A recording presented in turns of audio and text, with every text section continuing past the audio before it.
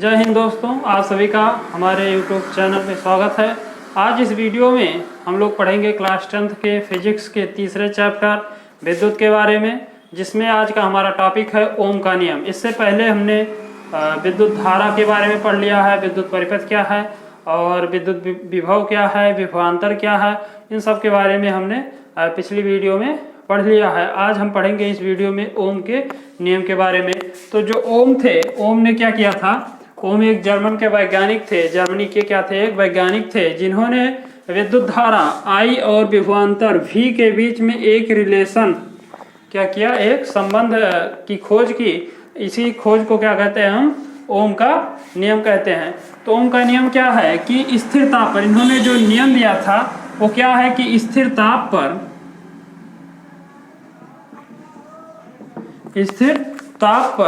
चालक के सिरों के बीच उत्पन्न विभवांतर, स्थिर ताप पर चालक के सिरों के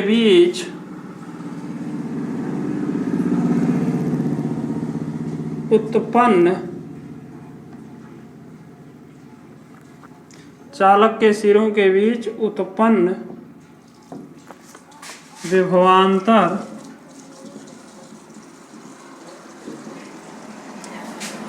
स्थिर ताप पर चालक के सिरों के बीच उत्पन्न विभवांतर उसमें प्रवाहित होने, उन चालक पदार्थों में प्रवाहित होने वाली विद्युत धारा के क्या होता है? समानुपाती होता है। विभवांतर, सिरों के बीच उत्पन्न विभवांतर उसमें प्रवाहित होने वाली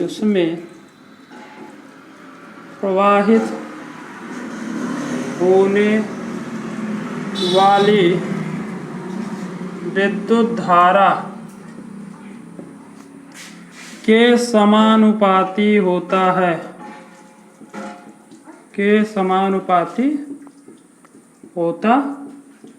है, यही उनका नियम है। वो कहते थे कि अगर क्या हो, कोई दो चालक लें और क्या हो, उनका ताप क्या हो, समान हो, तो उनमें जो प्रवाहित धारा होगी वो क्या होगी, उसमें उत्पन्न विभवांतर क्या होती है? वो समानुपाती होती है। अर्थात V परपेंडिकुलर टू I या V equal to I R।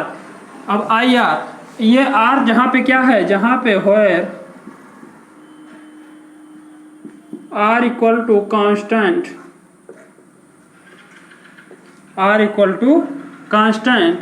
I क्या है? तो इलेक्ट्रिक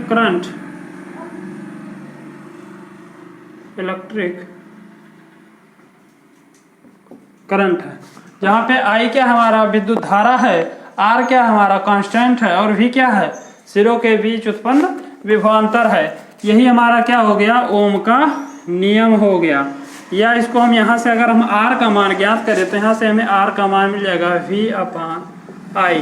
ये दोनों फार्मूले हैं, इनका क्या है, हमें काफ़ी उपयोग है न्यूमेरिकल ज्ञात करने में। तो ओम का नियम क्या है? ये परिभाषा होगी कि स्थिर ताप पर चालक के सिरों के बीच उत्पन्न विभवांतर उसमें प्रवाहित होने वाली विद्युत धारा के समानुपाती होता है।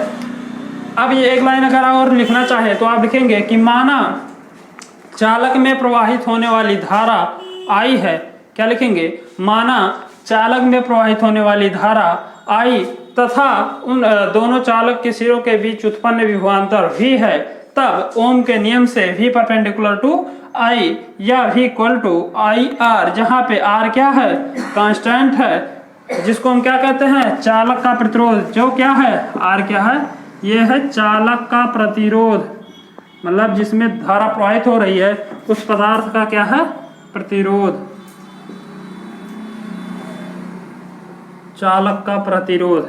यहाँ पे ये भी पूछ लिया जाएगा कि R क्या है? विद्युत, और I क्या है? कांस्टेंट है, धारा वो है, विद्युत धारा है। ये हो गया हमारा ओम का नियम। अब क्या, ये इतना आपको ज्ञात करना है, लिखना है। उसके बाद हमारा आता है अगला जो टॉपिक, वो क्या है? प्रतिरोध। अगला जो हमारा टॉपिक है वो है कि प्रतिरोध क्या है। तो चलिए पढ़ लेते हैं प्रतिरोध के बारे में। चलिए अब देखते हैं प्रतिरोध क्या है। तो प्रतिरोध क्या होता है, इसको एक बार आप पहले ध्यान से सुन लीजिए, उसके बाद यहाँ पे हम लिख दे रहे हैं, फिर आपको नोट कर लीजिएगा।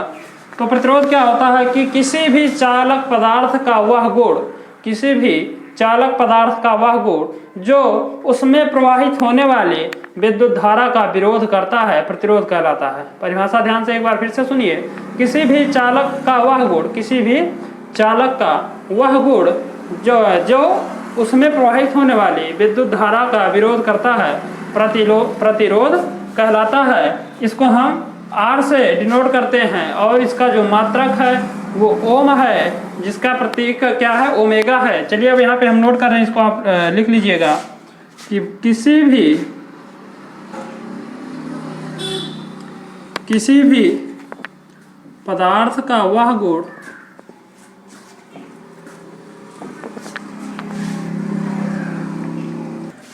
किसी भी पदार्थ का वह गुण जो उसमें प्रवाहित होने वाले विद्युत धारा का विरोध करता है प्रतिरोध कहलाता है। मान लेते हैं, माना चालक में प्रवाहित धारा, माना चालक में प्रवाहित धारा I तथा चालक के सिरों के बीच चालक के सिरों के बीच उत्पन्न विभवांतर भी हो, तब R इक्वल टू क्या मिल जाएगा हमें, V/I। ये हो गया हमारा व्यंजक। मान लेते हैं कि चालक में प्रवाहित होने वाली धारा क्या है, I है, तथा चालक के सिरों के बीच उत्पन्न विभवांतर क्या है, V है। तो जो हमारा व्यंजक होगा, रेजिस्टेंस जो होगा वो क्या होगा, V/I। इसी प्रकार से आपको न्यूमेरिकल भी पूछे जाएंगे। जैसे उसमें आपको दिया रहेगा I का मान दे देगा, V का मान दे देगा, तो R का मान पूछ लेगा, या R का मान दे देगा, V का पूछ लेगा और I का दे देगा। मतलब इसमें से किन्हीं दो पदों का क्या करेगा, मान दे देगा और आपको तीसरे पद का मान बताना होगा। ये हो गया हमारा इसका फार्मूला। इसका जो मात्रक होता है रेजिस्टेंस का, ये भी आप नोट कर लीजिए। मात्रक क्या होता है, ओम। इसका जो मात्रक होता है वो क्या होता है, ओम, जिसको हम डिनोट किससे करते हैं, ओमेगा से। जिसको हम डिनोट किससे करते हैं, इस प्रकार के प्रतीक एक होता है जिसका नाम क्या है, ओमेगा है। इससे हम क्या करते हैं, डिनोट करते हैं। आपको न्यूमेरिकल में दिया रहेगा 1 ओम, 2 ओम, इस प्रकार से आपको क्वेश्चन उसमें दिया हुआ मिलेगा। ये हो गया हमारा प्रतिरोध। एक बार फिर से बता दें, ध्यान से सुनिएगा कि किसी भी पदार्थ का वह गुण जो उसमें प्रवाहित होने वाली विद्युत धारा का विरोध करता है प्रतिरोध कहलाता है। मान लेते हैं कि चालक में प्रवाहित होने वाली धारा I है तथा उन चालक के सिरों के बीच उत्पन्न विभवांतर क्या है, V है। तब जो हमारा प्रतिरोध होगा वो R इक्वल टू V/I, जिसका मात्रक क्या होता है, ओम होता है, जिसका प्रतीक क्या है, ओमेगा है। अब चलिए जान लेते हैं कि जो प्रतिरोध होता है वो किसी भी चालक में किन परिस्थितियों पर निर्भर करता है। चलिए उसको जान लेते हैं। चलिए अब जान लेते हैं जो किसी भी चालक पदार्थ का प्रतिरोध होता है वो किन बातों पर निर्भर करता है। इससे आपको कंपटीशन में भी एग्जाम पूछ लिया जाता है और बोर्ड के एग्जाम की दृष्टि से तो महत्वपूर्ण है ही। तो जो हमारा किसी भी चालक का प्रतिरोध होता है वो निम्नलिखित 4 बातों पर निर्भर करता है। पहला क्या है कि चालक की प्रकृति पर, कि चालक का प्रकृति कैसा है। चालक की पहला जो कारक है वो क्या है, चालक की प्रकृति, चालक की प्रकृति पर। और दूसरा जो है वो क्या है, चालक के ताप पर, चालक के ताप पर। तीसरा जो है हमारा वो चालक के तार की लंबाई पर, चालक की लंबाई पर, चालक की लंबाई पर। और जो चौथा कारक है वो क्या है, चालक के क्षेत्रफल पर, चालक के अनुप्रस्थ काट के क्षेत्रफल पर,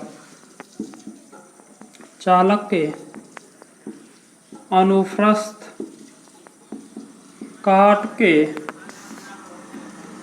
क्षेत्रफल पर। चालक की प्रकृति पर मतलब चालक जो है वो हमारा किस प्रकृति का है, ये हो गया। दूसरा क्या है, चालक के ताप पर। तो चालक के ताप पर यानी चालक का जब हम क्या करते हैं, ताप बढ़ाते हैं, मतलब कोई तार ले अगर उसको क्या करेंगे, गर्म करेंगे, तो जो उसका प्रतिरोध होगा वो क्या होगा, बढ़ेगा। यानी जो चालक, ये भी आपको डिफाइन अगर पूछ रहा है विस्तार से तो आप क्या करेंगे, इसको लिखना पड़ेगा कि चालक का ताप बढ़ाने पर प्रतिरोध क्या होता है, बढ़ता है, ये हो गया। परंतु क्या होता है, जो हमारे अर्धचालक होते हैं, चालक भी क्या होता है, 3 प्रकार का होता है। पहला क्या है, सुचालक, सुचालक, दूसरा है हमारा कुचालक, और तीसरा क्या है, अर्धचालक। सुचालक क्या होता है, ऐसा पदार्थ जिसमें क्या होता है, विद्युत प्रतिरोध, विद्युत धारा क्या होता है, आसानी से गमन करता है, मतलब अपने में से वो विद्युत धारा के प्रवाह को आसानी से होने देता है, चालक कहलाता है। जैसे सोना, चांदी, लोहा, ये सब क्या होते हैं, सुचालक होते हैं। कुचालक, कुचालक ऐसे पदार्थ जो क्या करते हैं, अपने में से विद्युत धारा का प्रवाह नहीं होने देते हैं, कुचालक कहलाते हैं।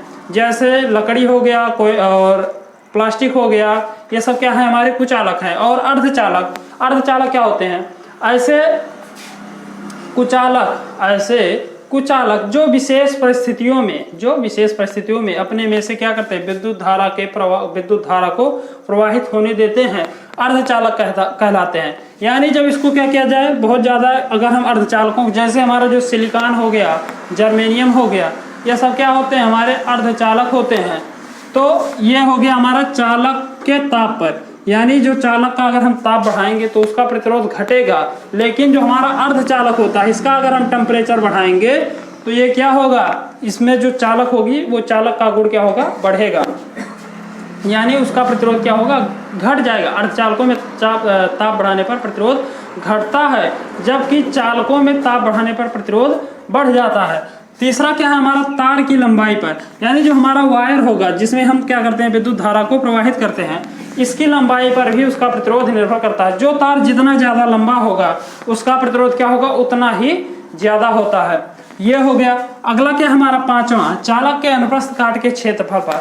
अनुप्रस्थ काट का क्षेत्रफल यानी उसकी जो हमारे तार की मोटाई है, क्या है, तार की मोटाई, यानी अगर हमारा तार क्या है, जो वायर है वो क्या है, पतला है तो उसका प्रतिरोध ज़्यादा होगा, और अगर वो तार क्या है, मोटा है तो उसका प्रतिरोध कम होता है। तो ये हो गया कि जो भी किसी भी चालक का जो प्रतिरोध होता है वो निम्नलिखित 4 बातों पर निर्भर करता है। चालक की प्रकृति पर निर्भर करता है, चालक के ताप पर निर्भर करता है, चालक की लंबाई पर निर्भर करता है, और चालक के अनुप्रस्थ काट के क्षेत्रफल पर निर्भर करता है। ये हो गए हमारे कुछ महत्वपूर्ण, मतलब ये इतने पूछे जाते हैं। अब चलिए जान लेते हैं विशिष्ट प्रतिरोध क्या है। इसके बाद जो हमारा अगला टॉपिक है वो है विशिष्ट प्रतिरोध। चलिए उसको देख लेते हैं। चलिए अब देखते हैं विशिष्ट प्रतिरोध हमारा क्या होता है। प्रतिरोध आप लोग जान गए कि किसी भी पदार्थ का वह गुण जो क्या करता है, उसमें प्रवाहित होने वाली धारा का विरोध करता है, प्रतिरोध कहलाता है। अब हमारा क्या है, विशिष्ट प्रतिरोध। तो विशिष्ट प्रतिरोध क्या होता है, इसकी परिभाषा ध्यान से सुनिएगा। किसी भी चालक का जो प्रतिरोध होता है, किसी भी चालक का प्रतिरोध उसकी लंबाई के समानुपाती, किसी भी चालक का प्रतिरोध उसकी लंबाई के समानुपाती तथा उसके अनुप्रस्थ काट के क्षेत्रफल के व्युत्क्रमानुपाती होता है। यही हमारा क्या है, विशिष्ट प्रतिरोध है। यहाँ पे हम लिख दे रहे हैं परिभाषा, इसको आप नोट कर लीजिएगा कि किसी भी चालक का प्रतिरोध चालक की लंबाई के समानुपाती एवं उसके अनुप्रस्थ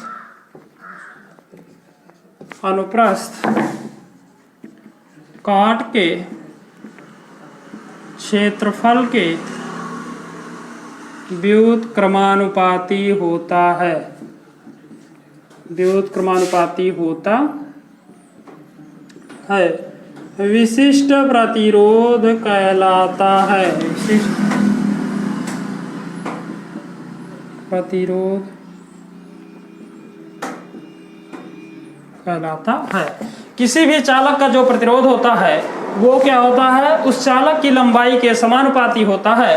अर्थात जो R परपेंडिकुलर टू L, जहां पर L क्या है, चालक तार की लंबाई है, एवं उसके अनुप्रस्थ काट के क्षेत्रफल के व्युत्क्रमानुपाती, यानी अर्थात R परपेंडिकुलर टू 1/A, जहां पर A क्या है, एरिया है किसका, चालक के तार के जो अनुप्रस्थ काट का एरिया है वो क्या हमारा A है। इन दोनों को क्या मान देते हैं, एक को समीकरण नंबर 1, एक को समीकरण नंबर 2।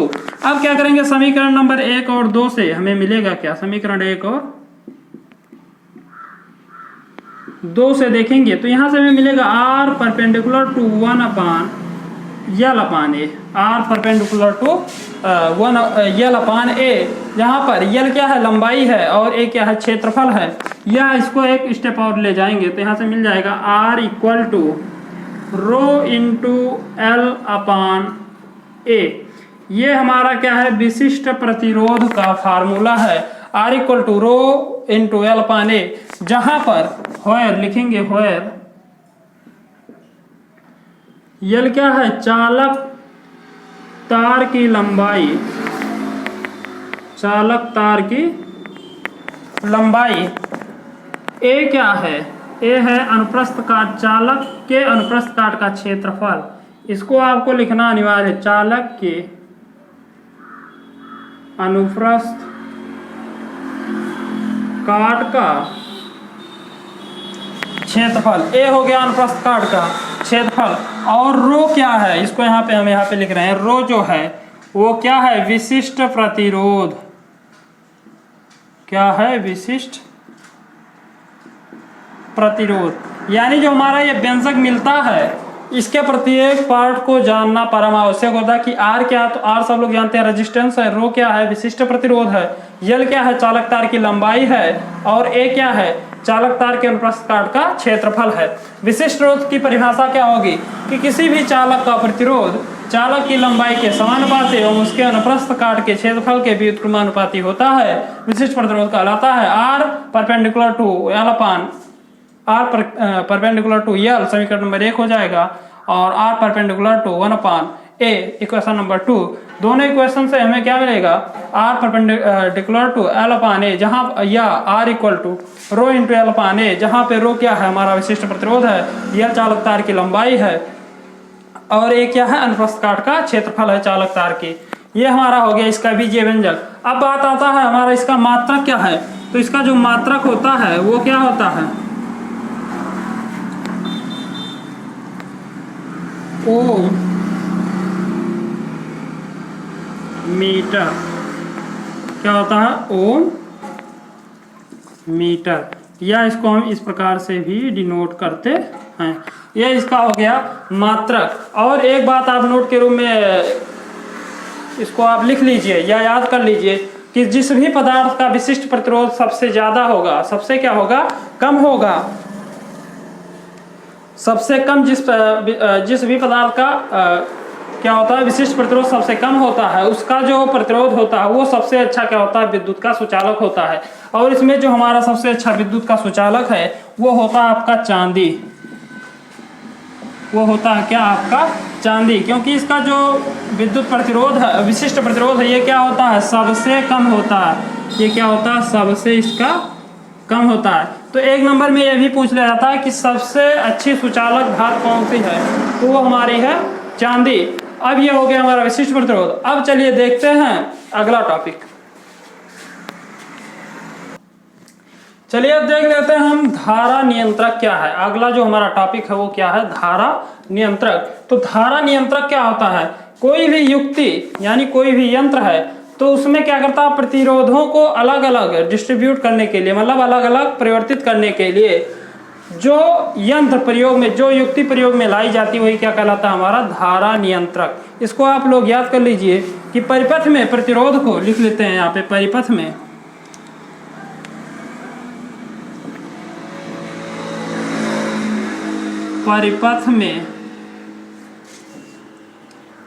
प्रतिरोध को परिवर्तित करने वाली युक्ति